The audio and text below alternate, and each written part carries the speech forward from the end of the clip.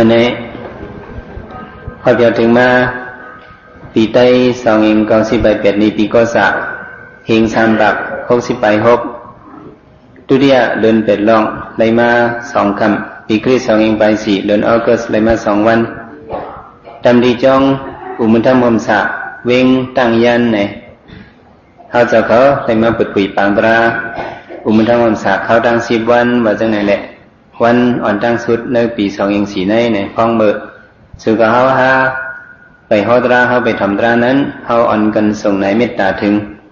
เวเนียสัตว์ตั้งสิ่งตั้งหลายพวกเหมือนกันหนึ่งก้อนมาจากไหนซื้อมาทำตราตั้งมือตั้งสิ่งอ่อนกันห้อมมือว่าจำหลังเขาจะปอกหลังเย้าก็เขาขึ้นโฮมกัน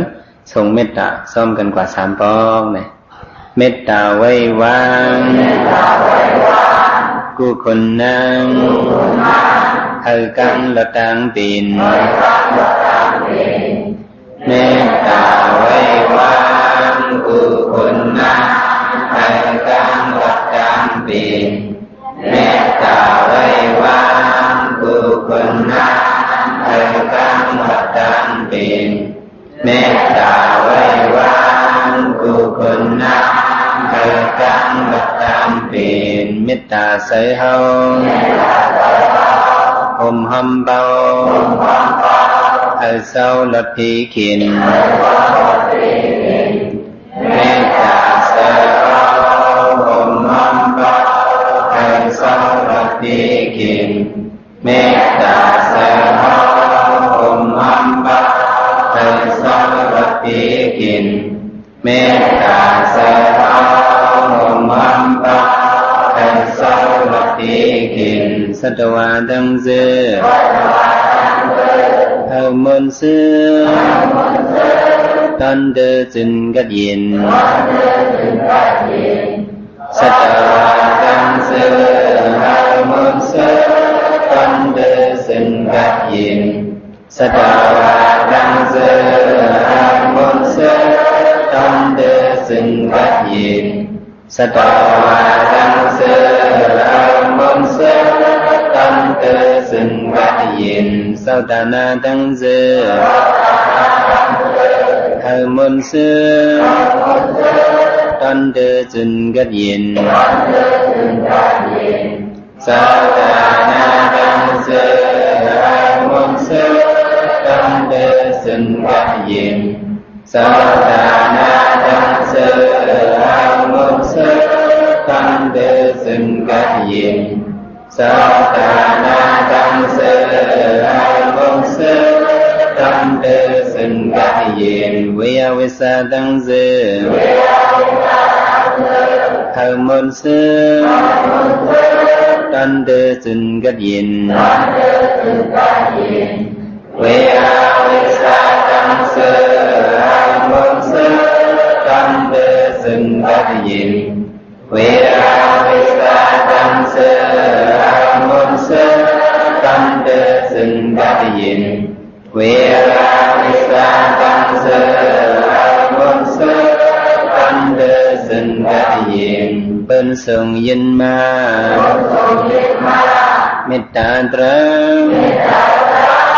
hao ha hấp các diện bên sừng dinh ma mít ta trắng hao ha hấp các diện bên sườn nhân ma mét ta trắng học ca diện bên sườn nhân ma mét ta trắng học ca diện quay sĩ sùng này ha bảo mít ta yo sư ma thầm tra trong tăng sinh yo kỳ sang khả sau cáo hôm nay yo kỳ con trai kỳ lời con trai sư ma thầm traเขาปีสมะเขานั่งไข่กดสิเลธรรมตรากว่านี่ก็นั่งไข่กดดิธรรมตราก็เลยเยอะโยกีเสาขาวโฮมเลยโยกียิงอีกเลยนั่งยิงเสือมาธรรมตราก็ได้ก็นั่งคุกเข่าให้ธรรมตรากว่าเพราะว่าก้นมาเนี่ยพระพุทธเจ้าว่าขึ้นใส่ไหวลมสีธรรมตราอันเขาเจ้าที่ติสนาปันวันในเลยเยอะอันเขาได้มาพุทธิปังตราในว่าที่อุมุนทมมสะเวงต่างยันในปี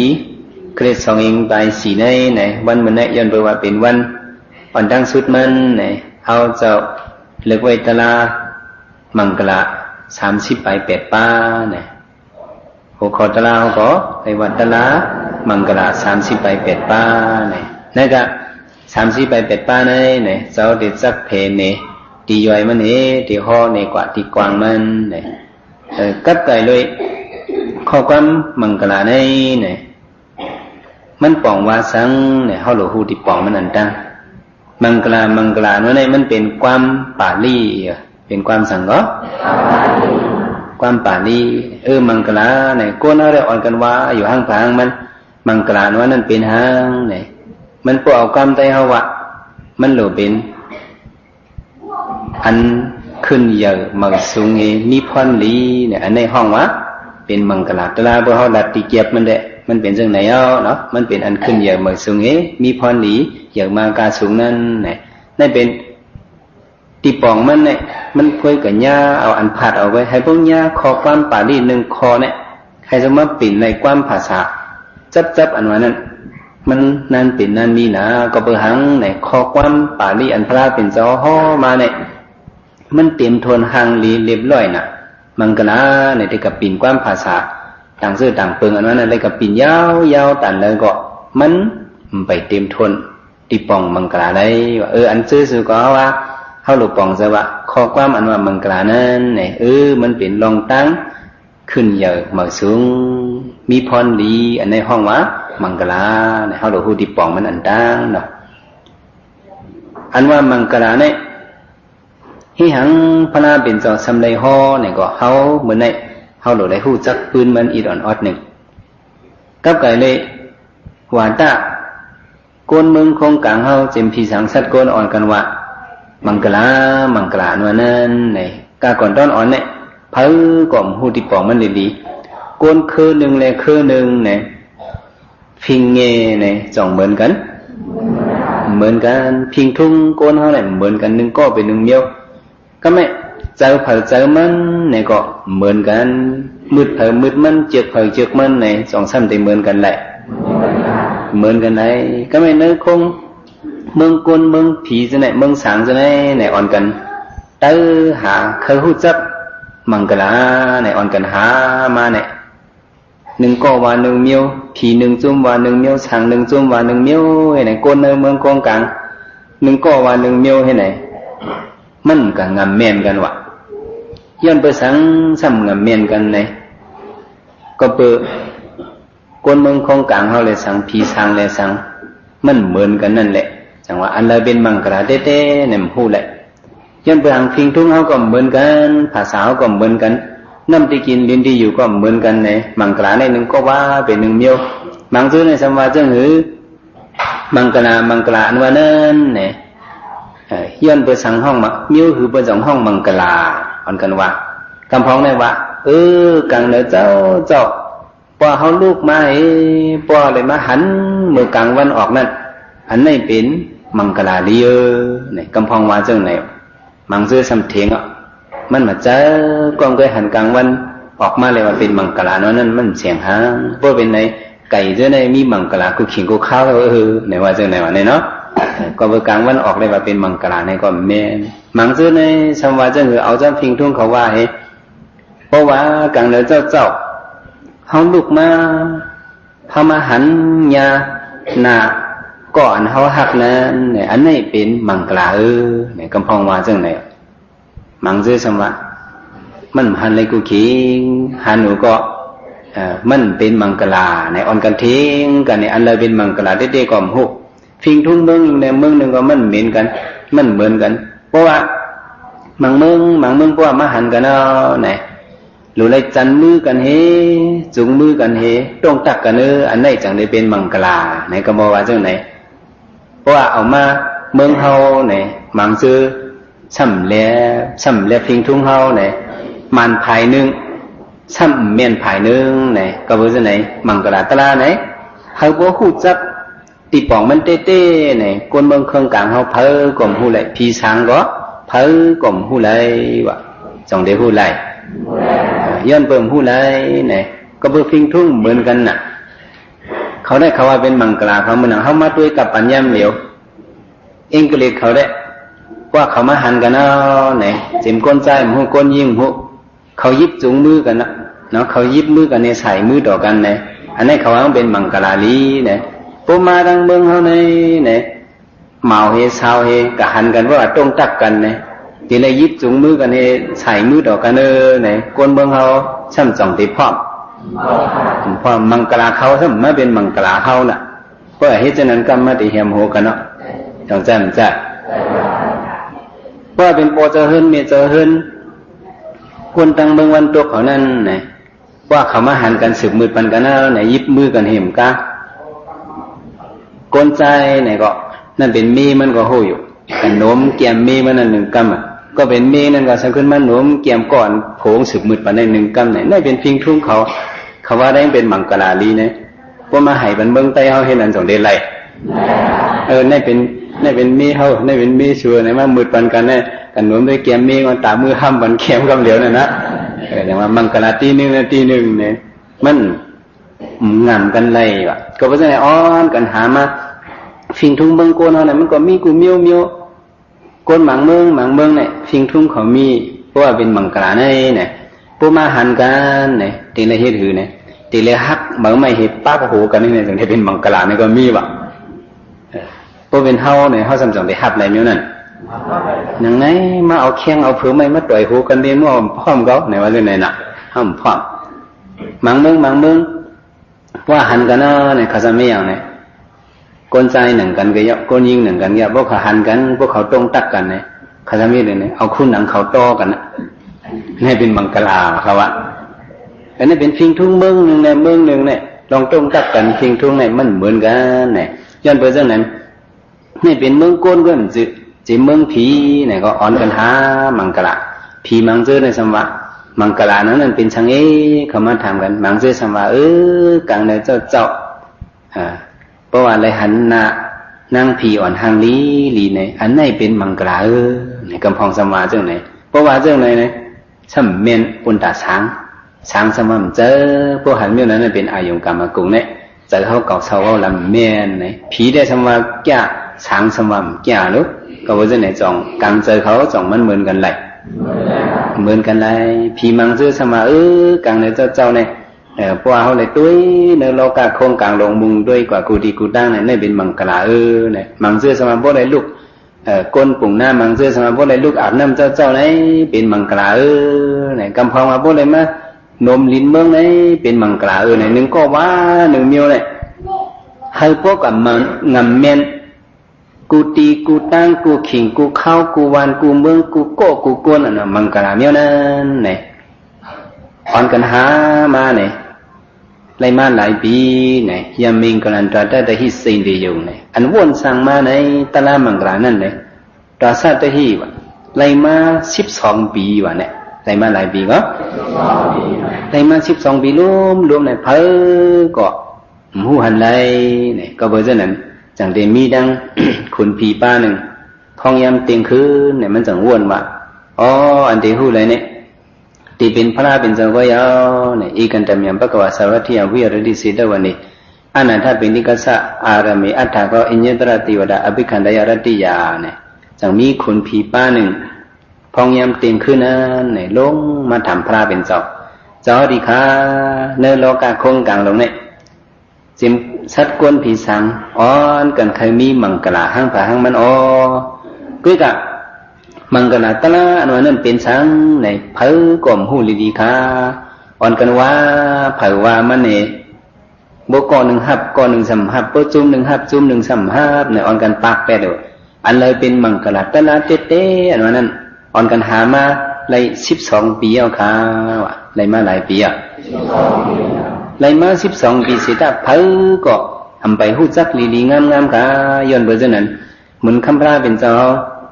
แค่นตัวห่อปันมังกรกนาสีกรรมค่ะเนี่ยกาถายอิสปาติเนี่ยเอากาถายมาเล่าหลัดพระเป็นเจ้าเนาะให้พระเป็นเจ้าห่อปันที่มีเหมือนคำพระเป็นเจ้าก็ยาวอันเดียวหู้จักตั้งน้ำมังกรนั้นแค่นตัวพระเป็นเจ้าเขาห่อปันสีกรรมที่ค่ะให้โครงกลางสมบูรณ์มีมังกรลีกว่านั้นเนี่ยว่าจังไหนพระเป็นเจ้าก็จังมาฮออาศิวาลาสะปาลานัมปันดิตานิสะสิวนัมปุสสะปุสะเนียนัมอิตัมมังกระมุตตมัมในเป็นกาถาหมายหนึ่งในป้า ร้องมังกลา3ข้อในอันตั้งสุดในบ้านหลายข้อก็หมายหนึ่งเลยเนี่ยอาศัยวรสัพพลานำเนี่ยอย่าไปเฮ็ดก่อกวนเมือกว่าความเฮ็ดก่อกวนเมือกเนี่ยในเป็นมังกลาเลียวเนี่ยหมายหนึ่งเนี่ยอย่าไปเฮ็ดก่อไผก็เมื่อไหร่เจ้าได้สับแรงนี่ลองว่าอย่าไปเฮ็ดก่อกวนเมือกอาศัยวรสัพพลานำเนี่ยอย่าไปเฮ็ดก่อกวนเมือกป้อมเฮ็ดก่อกวนเมือกในคนผีเมื่อคนผีต้องเอาดีๆแล้วอันนี้เป็นมังกลาลีหมายหนึ่งยาวในเป็นมังกลาหมายสังก็อย่าไปเฮ็ดก่อกวนสังกวนเมือกในเฮามาด้วยยันพระเป็นเจ้าเนี่ยยันเจ้าใหญ่กว้างตานหือเนี่ยมันเจ้าลัดความคอเดียวกวยมันนำลัดปันพี่น้องไตสู่อย่าไปเฮ็ดก่อกวนเมือกเนี่ยในเป็นมังกลาเนี่ยเอาไตเฮาถอมยินด้วยความขอในเจอเนี่ยเขาเดี๋ยวว่าจังไหนพวกเฮ็ดก่อกวนเบิกในเป็นมังกลาปุ้มเฮ็ดก่อกวนเบิกในเป็นมังกลาเนี่ยเจอพี่น้องไตมายินกว่าเนี่ยถูกหูกำเดียวจองถูกคนตาไตเนี่ยก็หมันเมียนจองหมันเมียนกันนัดปันมันมาอย่าไปเฮ็ดก่อกวนเบิกว่าพระเป็นจวนในเป็นมังกลาเนี่ย2-5 บ้าเนี่ยกระลาต่อมันก็ว่าหกบาทได้ขมิ้นเนี่ยมันบาทได้เนี่ยจองมันเขาก็ได้ว่าเจอเมียนยอกระลาปันขี่ปุ่มเฮ็ดก็ก้นเบิกในแค่มือเนี่ยจองเชื้อลุงขี่เนี่ยตุ้ยจีเลยมันเดี๋ยวว่าไหนนะเมียนว่าเมียนเนาะมันเดี๋ยวว่าตัวไหนนะไผก็ก้นกูคือฮับคำกระลาปันอเมริกันอย่าไปเฮ็ดก่อกวนเมือกไหนอันไหนความขอในจ่องมันหลีจ่องแค้มป้มเฮ็ดก่อกวนเมือกไหนจ่องที่คืนยาเนี่ยก็ถามโดยอังกฤษเขาก็เตว่า very nice very good เขาเรียกว่าจังไหนเนาะแค้มนะเมนน่ะเนาะเมนน่ะกะละตอกกะลาเนี่ยก็อย่าไปเฮ็ดก่อกวนเมือกเนี่ยความขอในว่าเฮาเฮ็ดก่อกวนเมือกเนี่ยที่มีมังกลาที่เข้มแล้วที่ขึ้นอย่างมาสูงลองตาที่ตกเต็มนั้นมันมีไหนพี่น้องกะลา2-5 ความขอในเนี่ยกะลาก็อาชาเนี่ยเขาได้ฮับนะต้องได้ฮับก็ไม่ว่าดอกก้นกูคือเนี่ยอ่อนกันฮับหมดอย่าไปเฮ็ดก่อกวนเมือกเนี่ยเป็นมังกลาเนี่ยซื้อมาถ่อมตาดังหมดดังเสียงเนี่ยข้อความอันนี้จ่องสู่กำแถมพอสู่กำแถมเนี่ยเฮาหลงในเวเนี่ยจะอะไรอย่างก็กวนเมือกอันว่านั้นอย่าไปเฮ็ดก่อปุ่มเฮ็ดก่อกวนเมือกไหนเป็นอีสังเป็นมังกรลีลงหงห้างยาวเนี่ยเฮาหลงป่องเสอเนี่ยหมายหนึ่งเนี่ยพระเป็นเจ้าวะอย่าไปเฮ็ดก่อกวนเมือกอาศิวรสัพพลานำเนี่ยกวนเมือกนั้น อย่าไปเฮ็ดก่ออย่าไปมูจากวนเมือกว่าย้อนเปิดสังเนี่ยอันว่าอย่าไปเฮ็ดก่อกวนเมือกเลยเนี่ยก็ลาดปันผีเนี่ยก็ผีก็ฮับขามยอจังฮับขามก็ลาดปันช้างเนี่ยก็ช้างจงได้เทงไหลต่อสัตว์อ่อนเนี่ยก็ช้อนมันไว้ดีๆงามๆกวนก่อนไหนมันให้มันเบิกเลยนะลาติวางเท่ากับช้อนไว้หมาก็เลยหมาในขโมยต้องน่ะวันในเป็นก้นเหลียวในเป็นเจ้าเมื่อในเป็นแขกเขาพวกแขกนั่นสมาเหลียวในสัมปาขมูนอนมาอ่อยมันเอาในมาตัวนี้มันค้อนหางมันในฮับตอนน่ะจงได้ฮับตอนผู้ลักอันเมือกนั้นสมาใกล้มาลักก็หันมันสมเอาค้อนแหมมันเนี่ยทำไมเขาสมหัวผู้ลักมาลักเนี่ยก็มาหมอเขาแค่กลางคืนเป็นห้อยตีนผู้ลักเสียงตีนผู้ลักไอเสียวผู้ลักเอาได้เนี่ยเขาจู่หมาเขาว่าสู้เนี่ยเจ้าหมาลำครบหมาในต้องไว้ปวดมาแมวกลางคำมาหมอคือค่ะไอเสียวเหมือนเจ้าในเสียงตีนเหมือนเจ้าในเป็นผู้ลักเนี่ยหมาในต้องไว้กำเดียวกว่างี้ข้อแค่ไหนมาเลยของเจ้าของสอนไว้นิ้วเนี่ยอย่าไปหับในนั่นน่ะหมาก็ต้องว่าผู้ลักมาเนี่ย หมาในเห่ากำเดียวมันเฮ็ดเกาะสองเดี๋ยวเฮ็ดเกาะเพราะว่าเป็นแขกอันใกล้มาหลีเฮานั่น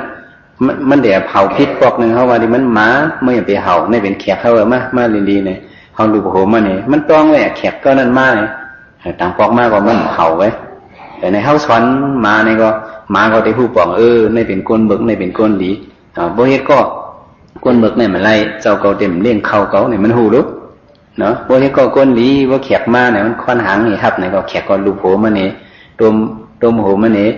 เอาตั้งกินนอนมาเลี้ยงมันเนี่ยบ่เฮ็ดก็ก้นหลีเนี่ยแต่มีพรหลีเนี่ยกันลัดกันชัดเนี่ยก็ชัดสังว่าเขาหมอลัดความเนี่ยเขาก็ได้เห่าเฮ็ดว่าเจอเนี่ยความพระเป็นเจ้าเนี่ยเนาะจ่องได้เทงไล่แต่ว่าชัดก้นผีสางนั่นก็30ไปต่างเนี่ยข้อความพระเป็นเจ้าอันฮ้อว่ามังกราเนี่ยหมายนึงอย่าไปเฮ็ดก็ก้นเมือกเนี่ยเพิ่ก็ต่อเต็มเทียงไรจ่องได้เทียงไรกันลาปันจอมปองซึ่งลงเมืองอเมริกันธรรมดาโพสเนี่ยก็อย่าไปเฮ็ดก็ก้นเมือกว่าพระเป็นเจ้าก็จะมาฮ้อว่าอันไหนเนี่ยเป็นมังกราเนี่ยจ่องเมื่อตีห้าเนี่ยมันก็ตีห้าเนาะมันก็เทียงไรเนี่ยก็ว่าจังได๋ซื้อสู่ก็เฮาหาก็เฮาหลุดได้ห้าเอาอย่าไปเฮ็ดก็ก้นเมือกตีไรเลิกเฮ็ดก็หังเนี่ยตีไรเลิกเฮ็ดก็ก้นลีเนี่ยก็อันนี้เขาได้ขึ้นไม่ปีนขึ้นเนาะตั้งดีลองตั้งจ้าให้เนี่ยมันตื่นกึกกันอ่ะมันเหมือนช่างมาเป็นแคปติ้งกาเนี่ยก็ไผ่หนึ่งเป็นหมอกมันไผ่หนึ่งเป็นก็โหมันจะหนึ่งเลยกะเมื่อในได้เฮาลัดลองให้เนี่ยอันตั้งอาศิวะสะปะนันอาศิวนาสะปะนันลองอย่าไปเฮ็ดก็ก้นเบิกในเป็นมังกราลีเนี่ยเฮามาด้วยสังจื้อว่าเฮากว่าเฮ็ดก็ก้นเบิกเนี่ยอันนั้นเฮาก็ที่ห่างให้จอมยาวสองที่ห่างให้มาห่างให้ไตโกไตสีเฮาสังว่ามันเป็นก้นให้เป็นก้นหมึกเพราะไหนจึงเฮากับเฮ็ดก็มันไหนเฮามีพรหลีสองได้มีพรหลีแหละพูดถึงการติญญาพรให้ก็บ่ซั่นน่ะเฮาหลไหลเวก็เลยเป็นก้นหมึก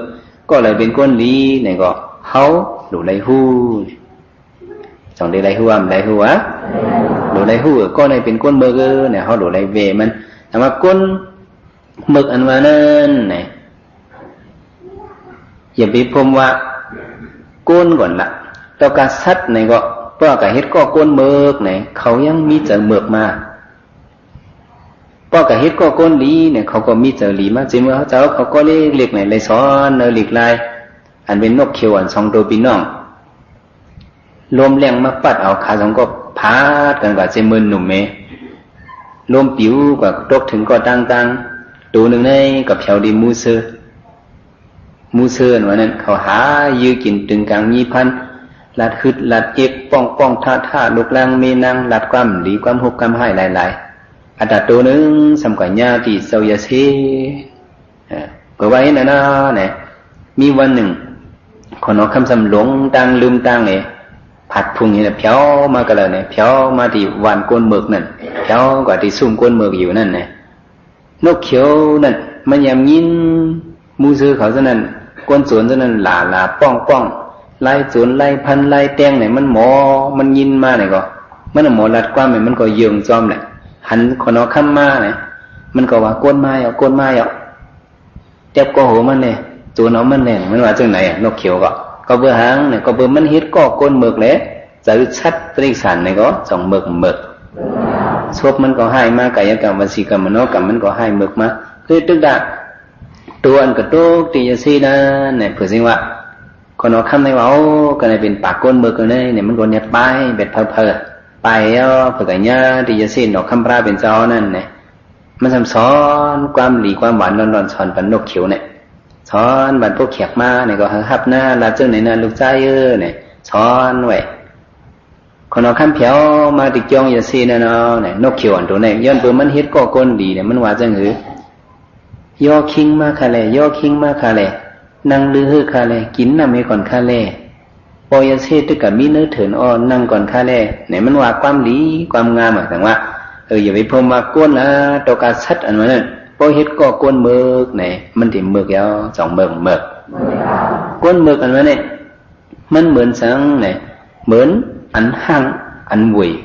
มันสังเหมือนอันห่างอันวุย อย่าไปพอมาอันมิใจก่อนละต่ออันมิใจอาวิญญาณก้านั่นมันนังว่าตองกล้วยอันนึงเนี่ยเขาเอาห่อขี้ไม้แห้งไว้ในก่อนละเขาห่อขี้ไม้เขาเอากับขี้ไม้กับวุ้นเป็ดเนี่ยไอเสียวขี้ม้าเมียนตูนั่นจงที่จับตองกล้วยห้ำจับอ่ะ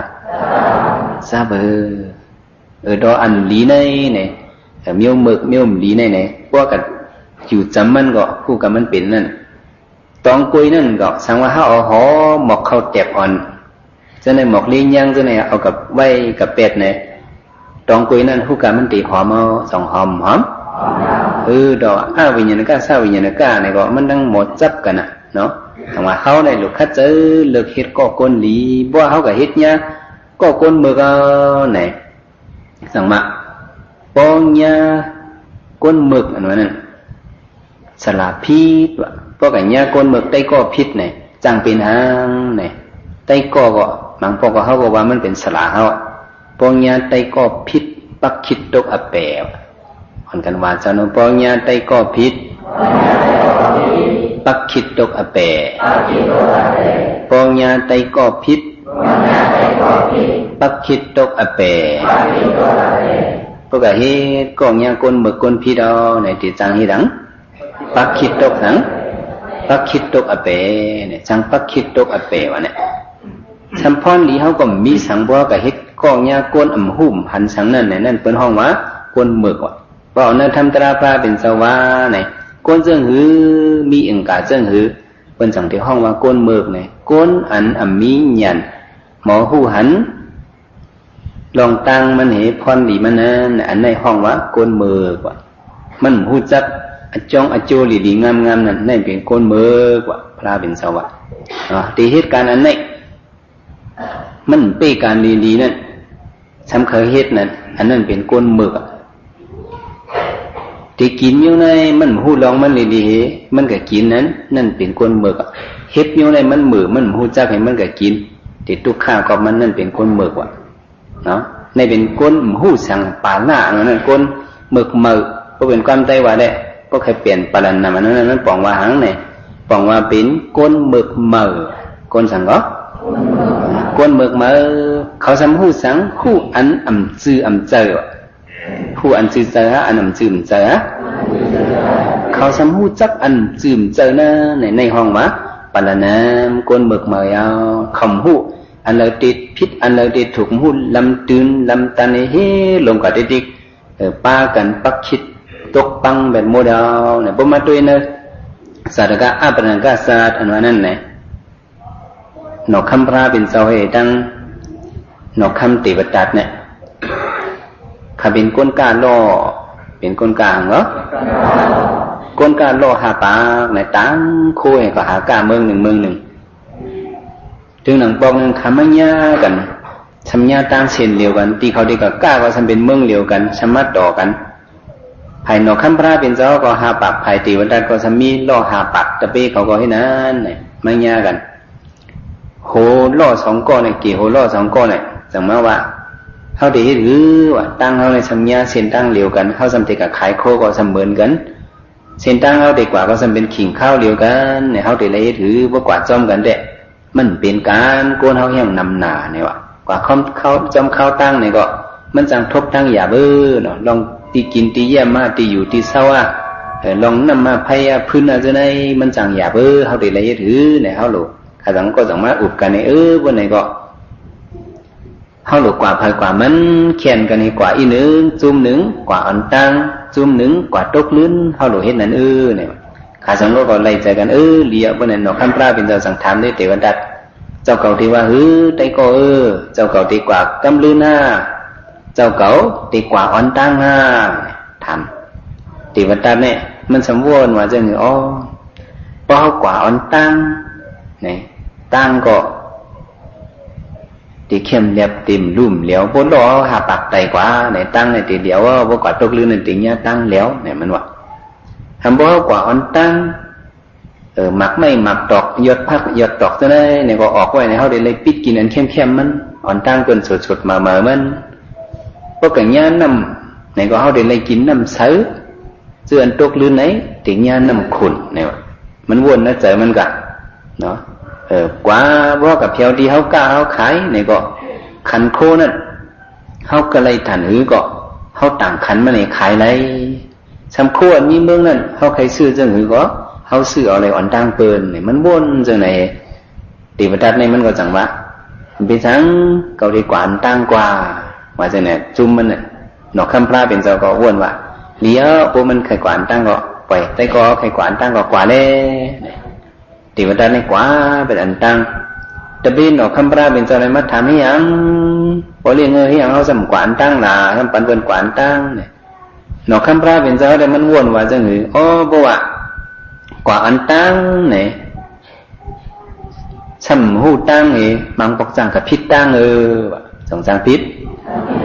จังกับพิษตั้งสัวก็ตั้งลีกับเนี้ยเป็นหวยเป็นห้องซะหน่อยเนี่ย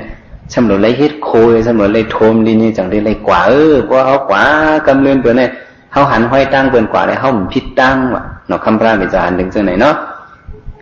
ตั้งอันเป็นแมวนั่นเนี่ยก็เป็นสมมติไตกว่าตั้งสมมติเลื่อมเตียงไว้เนี่ยเขาหลุดกว่าจมไงก็สิว่าก็เป็นจังไหนก็สองกว่ากำเริน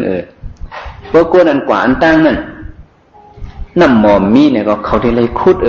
คูดเหกกึ่งกลางคูดเหกกึ่งกลางกินก็มันย่านน้ำขุนก็ไว้แบบอันเป็นคูดยาวเขาทำตุกเลื่อนเบิ่นเลื่อนในเขากว่าในเขาแบบย่าบุษเสน้ำหมออันเป็นคูดไว้นะเขาเลยกินน้ำเสน้ำกระเด้อสุกไก่โออันเป็นกว่านั้นเพราะว่าเป็นยักกินยดพักยดดอกเท่านั้นเป็นยักกว่าไหนเพราะนั่นเลยมันมีหยันนั่นน่ะมันหูจับเหตุผลลองตั้งอจงอโจมาเนี่ยมันลำตือลำตันในกว่านั้นอันนั้นเป็นห้องว่าก้นผู้สั่งก้นผู้สั่งไหนเขาบ้าจะล้างปะนำก้นหมึกมาแล้วเนี่ยพวกกับเพียวเนี่ยนอกคำพระเป็นจังหวะเนาะพวกกับเพียวที่เป็นกล้าขายโคนะเนี่ยก็ห้องตับหลกว่าจากก้นมาซื้อมันเนี่ยก็บอกก้นอันตั้งสมมติมาขายไว้เอาเลยเนี่ยขันมันก็เป็นพุทธเด็ดตัดปันกันเนาะเพราะกับติดใจกับขายพวกกาน่ะเพียวก็เป็นเต็มซื้อพวกโป้น่ะเพียวก็จำเต็มสั่งถูกในเป็นพุทธเด็ดตัดไว้ขันมันเนี่ยเป็นยันซื้อยันขายกันจังนะในเฮาก็ตับโดชบนำความกลางไงเฮาโดกับขายบรรจำหนักขันมันซีมันถูกนั่นด้วยนะตาวที่ซื้อกุนก็ก้นปนานั้นซื้อกันนั้นป้อถูกเขาในเฮาหมูเฮาจำจังเสียดแทงก่อนเฮาจังเขียนจังสั่งถูกก็บ่จังไหนเฮากว่าปลื้นั่นเลี้ยวเนี่ยว่าที่ตะเปมันจังไหนนอกคำพระเป็นเจ้าจังกว่ากำเดินเทวดาเต็มหัวลำดือลำตันลำกว่าเนี่ยตั้งลีเป็นยุ่มเป็นน้ำกว่าตะเปงเนี่ยเลยตีเพียวคือเข้าดังกึ่งดังเป็นเพียวก็เพียวกว่าบางทีมีน้ำก็เลยคุดน้ำหมอกบางทีมีตั้งก็เลยมีตั้งกว่านั่นยักกินยอดพักยอดยืนเนี่ยก็เป็นอันเก่ามันจืออันหนุ่มเหม่อมันจือเนี่ยไรกว่าให้นั่นเพราะว่ากว่าเข้าดังยาวลงเนี่ยไรมาเศร้าวันหรือจะในเนี่ยสำเร็จไรกว่าแทงตีงเนี่ยมันมีต้นไม่สังเป็นหัดซ้ายลงนั่นเป็นหัดซ้ายลงก็ที่ไรข้ามไว้แทง2-3 วันเนี่ยจะได้ขึ้นเพียวดิเมืองก้นอยู่นั่นเนี่ยเพื่อเข้ากว่าเนี่ยก็ตีวันตัดเนี่ยมันมีพระหุสุตะมันมีหยันตั้งหูนั่นเนี่ยมันก็กว่าผีล้วนเปิดที่หัดซ้ายเท่านั้นเขาสั่งว่าโอ้ก้นเนี่ยติมากล่าวหาปากเขาเนี่ยเขาเดี๋ยวอะไรกินเนื้อเขาเนี่ยเขาเดี๋ยวอะไรถือเนี่ยพ้องว่าเขามาในหัดซ้ายนั่นเนี่ยผีลู่จุ่มหนึ่งเนี่ยสั่งมาผ่านเฮ็ดก้นเนี่ยขี่ล่อเขาก็ย่ำน้ำย่ำอุ้งย่ำกลมย่ำอุ้งมา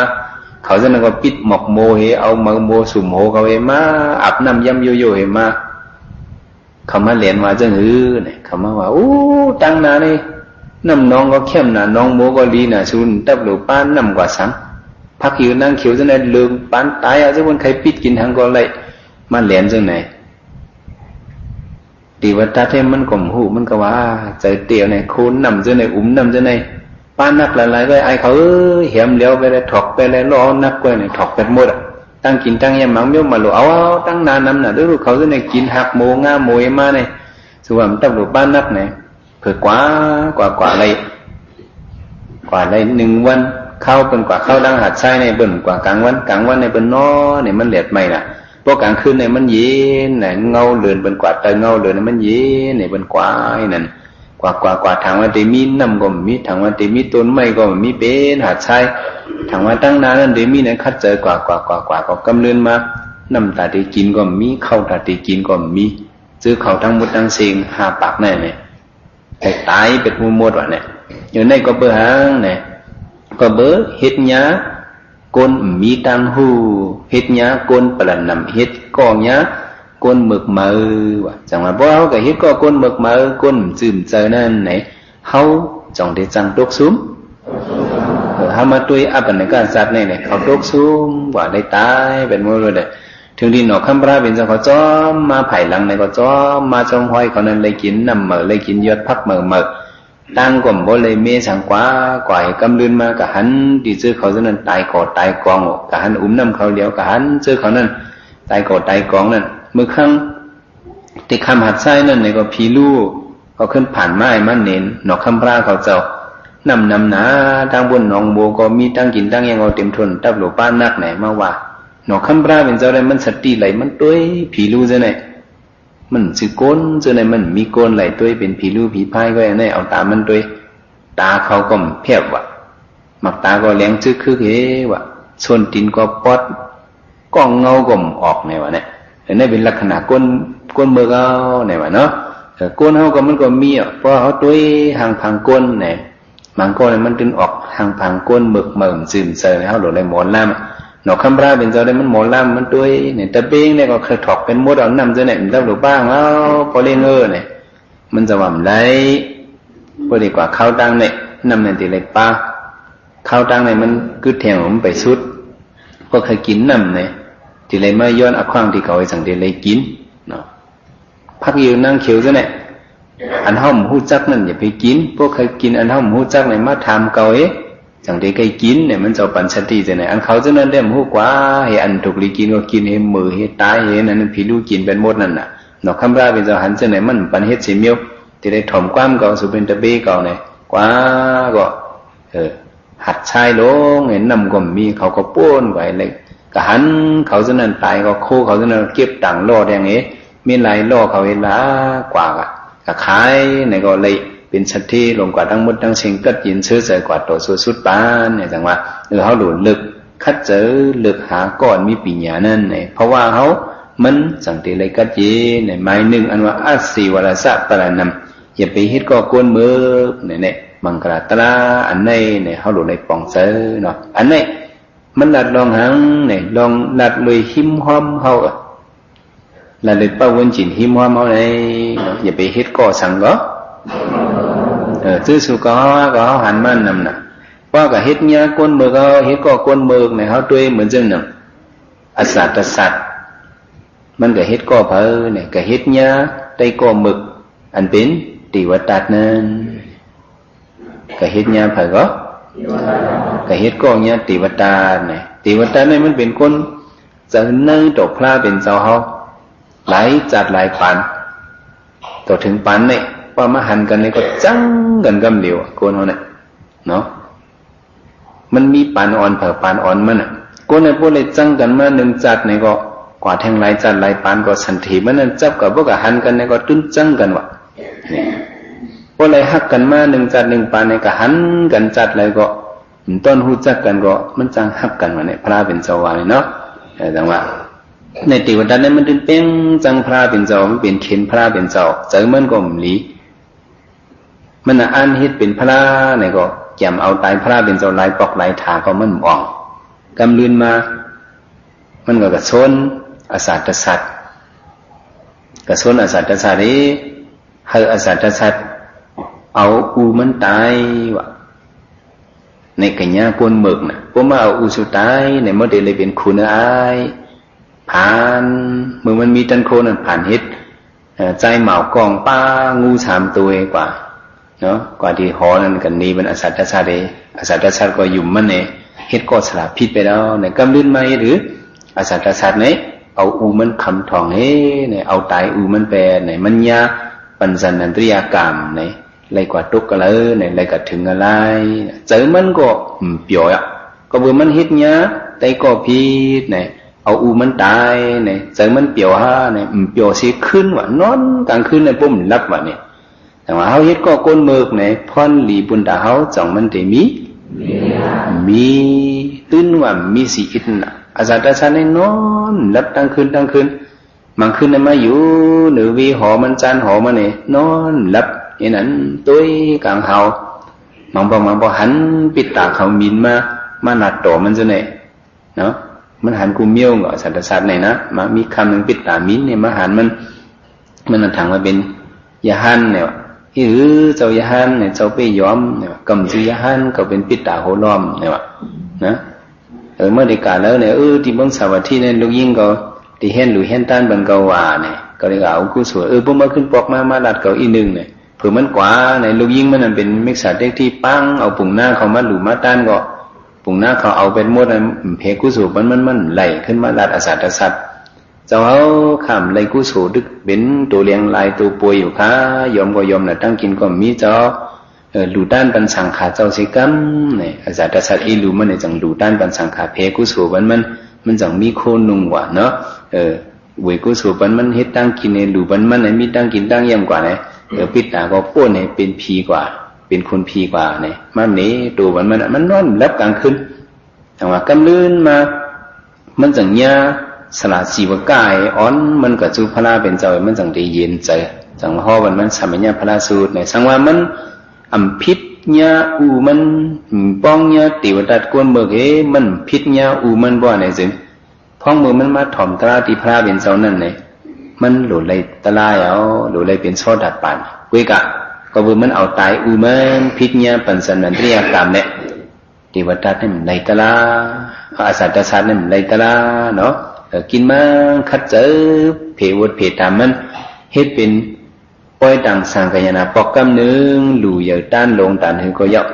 ก็เบิกกรรมเอาตายปอนั่นมันเป็นกรุกรรมนักแหละมันหอดกว่าที่เงินไล่โลหะกลุ่มปีต่อถึงทีเดียวตึกตกมกคำนั่งเงินไล่อยู่นั่นก็เพื่อหางไหนเฮ็ดก็สละพิษปักคิดตกอเปวะโอเฮ็ดก็สละพิษเฮ็ดก็ไตก็พิษไหนที่จังเป็นทั้งปักคิดตกอเปเนี่ยที่อาสาตสัตว์ในนี้กว่าศักดิ์ศรีมันยาวเนี่ยจื้อสุกเขาในก็เขาดูเลยเวก้นอันดีนั่นเนี่ยเขาดูเลยเวเนาะเนี่ยเขาป่องใจเอาก้นอันมีเงินตั้งหูนั่นเนี่ยเขาดูเลยเวทำไมพอเขาเวจนนั้นเนี่ยเขาสังเกตเป็นมีมังกรเลี้ยวพอกับเฮ็ดก็ขี้เราขี้ยาเนี่ยนั่นเป็นก้นดีเนี่ยจองเขาเตมีมังกรมีเขากับเฮ็ดก็พุลักจองเขาเตมีมังกรเขากับเฮ็ดก็ก้นหมอเอาตายเปิ้นเนี่ยจองเขาเตมีมังกรมีเขากับเฮ็ดก็ก้นหากดเผากดเมเปิ้นเนี่ยเขากับอยู่จอมมันเนี่ยชื่อเสียงเขาจองเตลุ่มลุ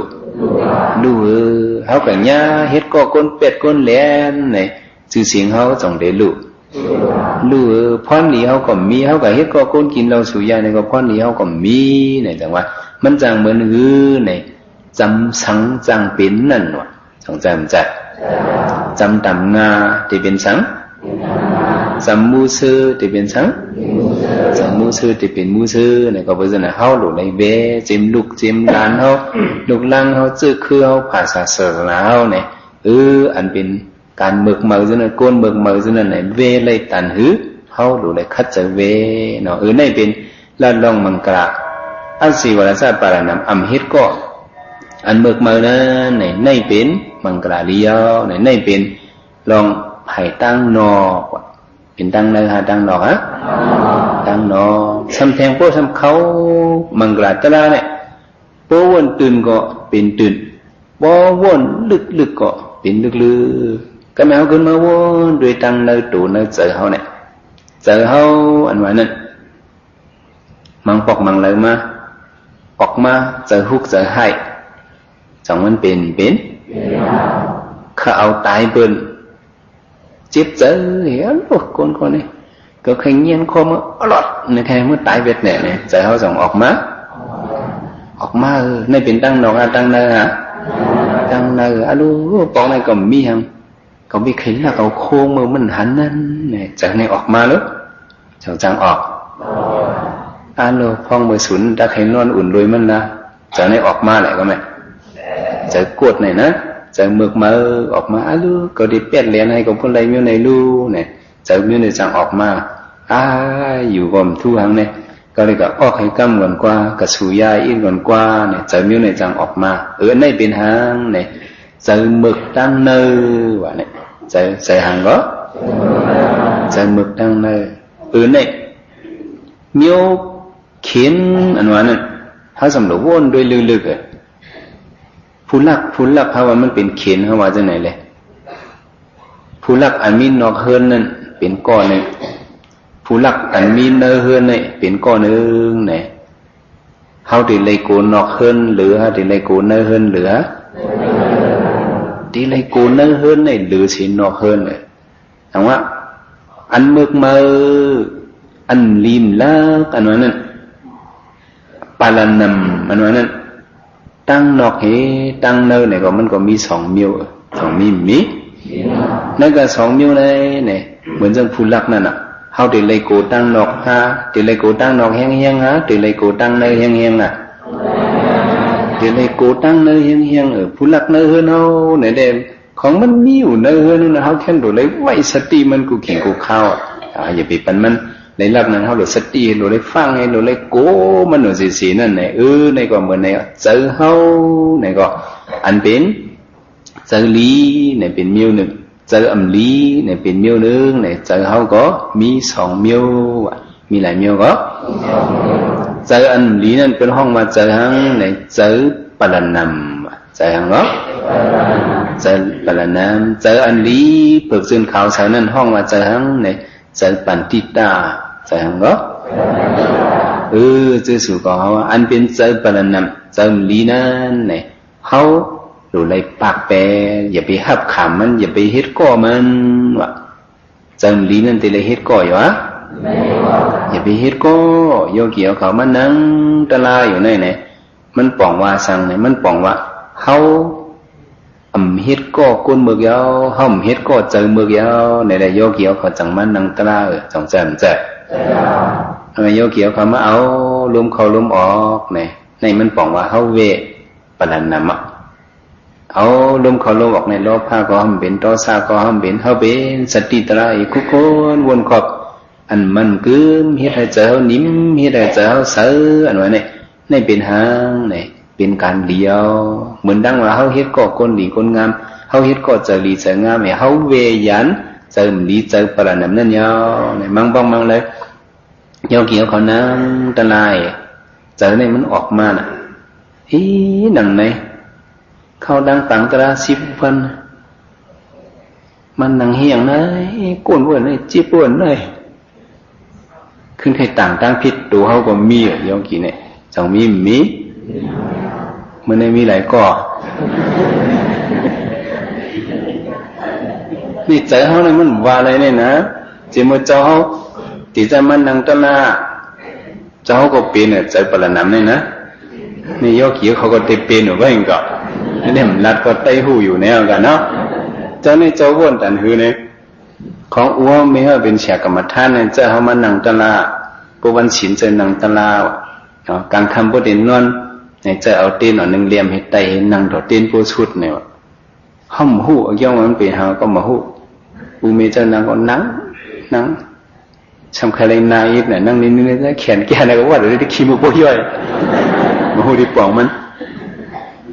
มังบองมังไรหูอ้วนมาหังก้อยปนนั่งยาวเนี่ยจีบมาทุกข้ามาขันใจมาจองเป็นเขาเป็นลูกอ่อนนะเจอลูกอ่อนเขาวนเก่านี่ทำไรมันนั่งออกมาได้ก่อเป็นเล่นปล่อยลุงเป็นปล่อยกลางวาวเป็นเกี่ยวเป็นเลยเจ็บเส้นเขาในแห้งมาเป็นลูกชายกรรมฐานก็มูเนี่ยในเจอประนามเขาในออกมานะพี่เรา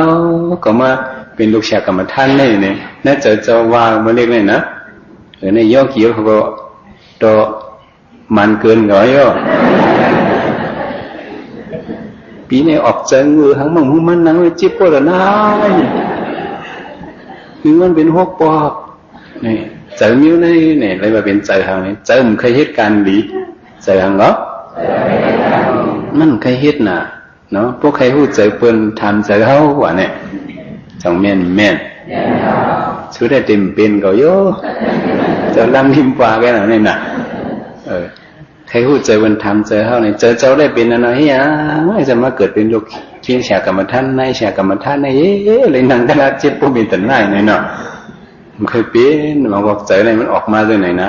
มันจื้อในเป็นใจหังในเจอผมเคยหาการดีใจใครก็เฮ้ลองมึกน่ะพวกก็เล่นเกี่ยวนะมันเคยเกี่ยวนั่นน่ะใจเอาอะไรนะ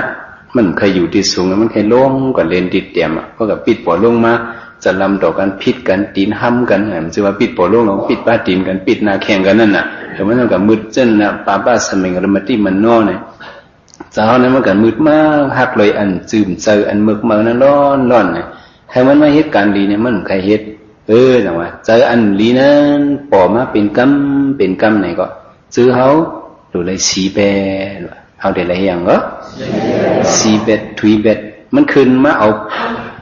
นักเจอเขาเนี่ยมันเหมือนหื้อเนี่ยเหมือนปลังคำเหมือนหังก็ใจเปิดใจมันเลยเป็นองค์ปลังคำไว้มังบอกขุนกุศลขึ้นมาอยู่มังบอกขุนวิปัสสนาขึ้นมาอยู่ว่าเอามาเหตุการตลาเนี่ยใจสติเนี่ยขึ้นสติอันลิ้นขึ้นมาอยู่ไว้อยู่กับคนสติในวงตกกว่าคุณอวิชชาขึ้นมาอยู่เบ็ดคุณโลภะขึ้นมาอยู่นั่งตลาอยู่ก็ห้ามตั้นหูใจเขาคุณโลภะคุณเมืองนั้นขึ้นมาเอาดีไว้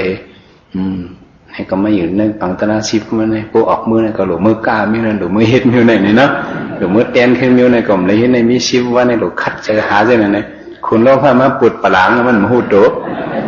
ในหลุดสวีตกแบบย่อเกี่ยวเขาเดี๋ยวได้อย่างแบบสวีตกแบบสวีตกแบบมังบอกกันคุณโตซาขึ้นมาเอาดีอยู่คุณสังขึ้นมาเอาดีอยู่เมื่อคืนเนี่ยมาอยู่ในปลังเลยก็จะล้ำต่อคนเฮือนเขาอย่างผิดกันไว้จนน่ะก็มานั่งตะลาไงเนี่ยมาคุกอะไรเมื่อไรคุกอะไรเมื่อไรจะล้ำเมื่อนั่นสิในปันมันอยู่แบบหึงๆห้องสวยมันตกแบบเมื่อไหร่พอเขากลุ่มหับขามันมาอยู่เนื้อปลังใจเขาในไหนก็เหมือนดังว่าเขาเฮ็ดก็ใจเมือกย่อเหมือนดังว่าเขาเป็นปรนำย่อเขากับเฮ็ดก็ปรนำเนี่ยจงได้เป็นมังกรอะไรเป็นอะไรก็เพราะฉะนั้นตาดีสวีตกแบบเจออันเป็นคุณเมือกเมืองจืมเจออันมาเอาดีอยู่เนื้อมาโคเจอปลังมาโคเจอเขาในเนี่ยเป็นอีสังเนี่ยเป็นสติตลาเป็นสังก็เป็นสติตราเขาหรือมีสติศรัทธาก็หรืออะไรมีวะนี่ยังก็หรืออะไรมีศรัทธาก็อยู่อย่างมาเหตุการณ์ตราเอารวมเขารวมออกในมันเป็นการพระเป็นเจ้าเขากูเจ้ากูสู่มาเหตุอะไรเนี่ยเป็นหิงก็ดีเลยเยอะเนาะขันทีก็ดีเลยมีเขาหรืออะไรมีศรัทธาสติ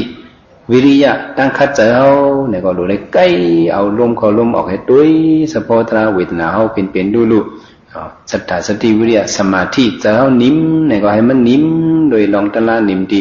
ลมเขาลมออกเขานิ่มดีเนื้อตัวเขาเนี่ยอยู่ให้มันผ่านในปัญญาเนี่ยก็ยันปัญญาศรัทธาสติวิริยะสมาธิปัญญาเนี่ยปัญญาเนี่ยก็เขาหลุดไหลหอมไว้คัดเจอเปิดตัวอันรู้อันเดียวมันได้สั้นกว่าได้เป็นหือกว่าเนี่ยเปิดตัวหันเฉพาะเป็นรู้สารพินบอลมอนยับมันกึมเนี่ยเขาหรือเอาเสื้อในเหตุตึกเป็ด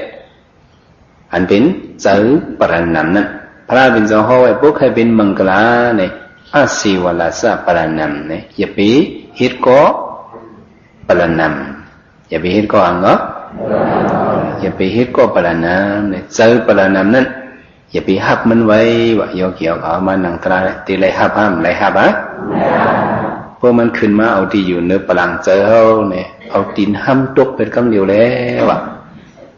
เอาสติมันห้ำตกเป็นกำเดียวไอ้ในมือเตือนมาคืนแล้วว่าเนี่ยนะอย่าไปหับมันเมื่อมาเหตุการณ์ตราเนี่ยนะขึ้นความติ่มเลยครับเพราะหับเนี่ยเขาเนี่ยมันเป็นมังกรเหตุการณ์ตรา10 วันหนูก็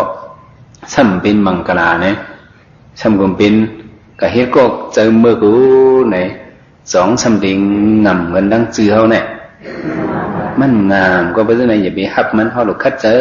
เนี่ย ปอดสุขสีเจ้ากูวันไว้สติ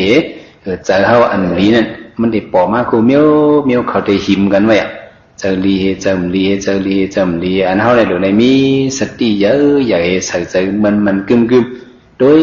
ลมเข้าลมออกดิกนะเข้าทั้ง2วันน่ะว่าลือสินั่นมาเอาไหนเจ้าเขาที่สืบเนกว่าอ๋อที่ไหนหรือเฮ็ดตะลาที่ไหนถือไว้เจอเนี่ยที่มาแทงหลายๆก่อนมื้อนี้เด้มันได้เป็นวันโหแหกมันเลยเฮาหลกคัดเจอไว้สติแต่ว่าเฮ็ดก็ก้นลีเวเบ็ดปะละนำอันเมึกเนินไหนมันชื่อว่าตั้งนอกอันเหลียวเว้ยอันลำลองสิเบิ่นอายุอย่างสิเบิ่นไหนเป็นเนื้อตูเป็นกะไรเหรอเป็นเนื้อตูเนื้อเจอเฮาในเฮาอย่าไปก็เฮ็ดก็ปะละนำนั้นไหนอันนี้เป็นมังกรตะลายเอามังกรตะลายเพราะว่าเฮาเฮ็ดก็เจอเมึกมึมซึมเจอตัณหาโลภะลงเจอนั้นไหนอันนี้เจอเฮาในที่ฝึกซึนเขาเสือว่านี่ยอมเกี่ยวกับว่าเฮาเฮ็ดเจอฝึกซึนเขาเสือเฮ็ดก็เจอเมึกมึเป็นเจอฝึกซึนเขาเสือเจอกุศลว่าในจึงเจอวิปัสสนากุศลว่าในจึงอันนี้ที่มีพรดีเนี่ยเนาะว่าพรดีมันนี่นับอ่านเนี่ยมันเหมือนไรอันยอมเกี่ยวกับมาโดยลมเข้าลมออกไอ้ฮู้จักมือเข้ามือมันออกฮู้จักอันกัดอันใหม่อันกัดในอยู่กำก็กัดมันนั้นหายกว่าให้รู้กว่าสำเงินเป็นมาอันอุ่นฮ้อนอันอุ่นฮ้อนก็สำหึงสำเงินหายกว่ารู้กว่าสำเงินเป็นมาอันกัดเขากลุ่มแลกกันเจอเฮาฮู้นั่นเขากำมาฮู้เป็นเจอฮู้อันกัดให้เป็นเจอฮู้อันใหม่ให้อันอุ่นนี้เนี่ยเจอเฮาก็แลกลายเนี่ยต้องแลกลายเฮาหลุดดีฮู้กว่าจังไหนอันตั้งกับพื้นฐานมันเนี่ยเนาะฮู้กว่าจังไหนกำอีดอกมันได้คืนก็ได้กำเดินมาพอเฮาเอานำมาลมเข้าลมออกตุ้ยมาเนี่ยเฮาป่องสะโพกเป็นรู้มาบ่ไหนจึงเมื่อเฮาหุดลมเข้านั้นเนี่ยก็ลมเนี่ยมันต้องสติคุณหนังเนี่ยเป็นมาเวทนาหรือปักหรือเปิงมันก็เป็นน่ะสานคนตุ่มเนื้อเอาสานสดกะตั้งตัวจังนั้นก็มันได้เป็นมาในขั้นมันไปถึงเนี่ยจะเอาลัดไว้ทางไว้ก็มันได้จังเป็นไหมด้วยในลมเข้ากันก็สานออกกว่าตั้งตัวตั้งคิงในเงียนเฮามันได้เก๋มาเนี่ยพวกเวียนจังนั้นมาเนี่ยจะเฮาก็ฝึกซึนเขาเสือพรนี้มันก็ใหญ่นำป้ายอยู่ลีเขาก็ติเข้มมาก็เหตุการณ์กรรมฐานในป้ายอยู่ลีก็ลีก็เบื่อในใจเขามันเป็นใจปรนำนั่นน่ะว่าเป็นใจกุศลยุ่มยำให้เฮ็ดในเด้ปุณตาโยเกี่ยวเขาเนี่ยเป็นพองยามสังเนี่ยเป็นพองยามมีมังกลายเอาในเป็นย้อนเบื่อเขาเวปรนำอันเมึกมือที่เจอเขานั้นเนี่ยไล่ว่าเป็นมังกลาไม้หนึ่งว่ามังกลาไม้อะไรก็มังกลาไม้หนึ่งnàyหรือไล่เวเบ็ดปรนำตั้งนกก็หรือเวเปิงลงมันตั้งเนื้อเข็นหรือไล่เวเอาในเมื่อเอาเหตุการณ์ตลาดเนี่ยคัดเจอเวแบบนั้นเนี่ยเอาไว้ศรัทธาสติวิริยะสมาธิปัญญาปูหาปาเนี่ยอันนี้เป็นปุณตาได้ลือเป็ดเจอปรนำนั้นในเขาหรือไล่เหตุก็ปันทิตาเจอปัญญาชีในในที่อ่อนเขากัดเย็นที่มีมังกรขึ้นอย่างมาสูงเนี่ยเพราะว่ายกเขียวเขาเฮ็ดกว่าเนี่ยมันได้ป่องเสมาวันหนึ่งวันหนึ่งเนี่ยที่ตื้อตอนมา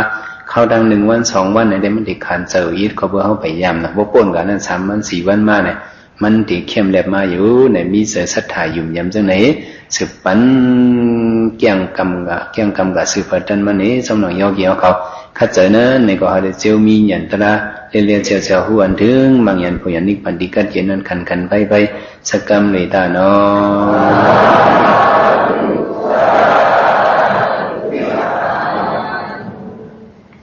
กุศลมีดีในมีนา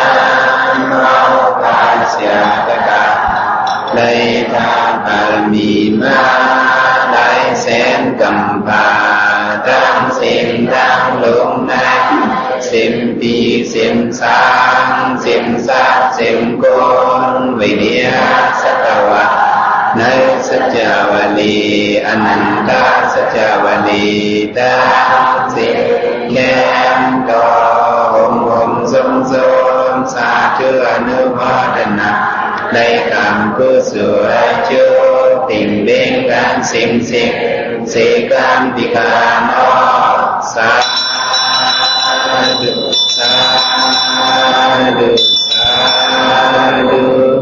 กุศลมีดีในมีใหญ่มีดัง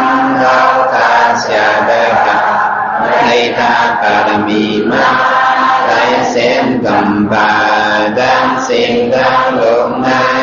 สิ่งปีสิ่งสาสิ่งสักสิ่งกุลวิริยะสัจวะในสัจวนิอนันตสัจวนิตาสิ่งแก่ดอกมุมทรงสาธุอนุโมทนาได้กรรมกุศลจุสิ่งเบ่งการสิ่งสิ่งการดิกานอสาธุสาธุสาธุกุศลมีดีในมีใหญ่มีดังเอากาเสียเถิดกับให้ทานบารมีมาหลายแสนกำบังทั้งสิ่งทั้งโลกในสิ่งดีสิ่งสาสิ่งสักสิ่งกุลวิริยะสัจวังในสัจวลิอนันตสัจวลิตาสิ่งแก่ดอกองค์ทรงสาธุอนุโมทนาได้กรรมกุศลจุสิ่งเบ่งการสิ่งการดิการนอสาธุสาธุสาธุทานาเมศีลาเมภาวนาเมนับสักขังทั้งสิ่งทั้งโลกอย่าโดนโดนหาที่ยิ้มมันได้คนยิ้มมันได้สักว่ายิ้มมันได้ยังตับพังไว้ในมหุเจ้าข้าต่อเจ้าติยจันสะอัมมาตานิปันนาติกะเยสิกันติกาโตสัพ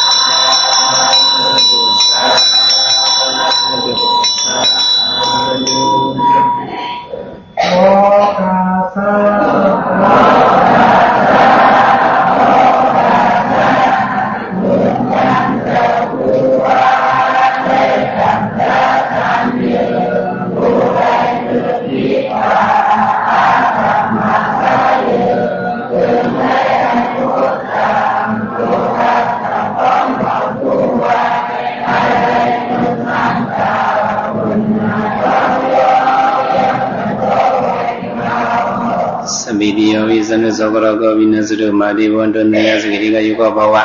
อภิวัตนาสิริสนิสังวุฒาปซายิโนสตาโรธรรมอุตันตุอายุวันโนสุขัมบาลัง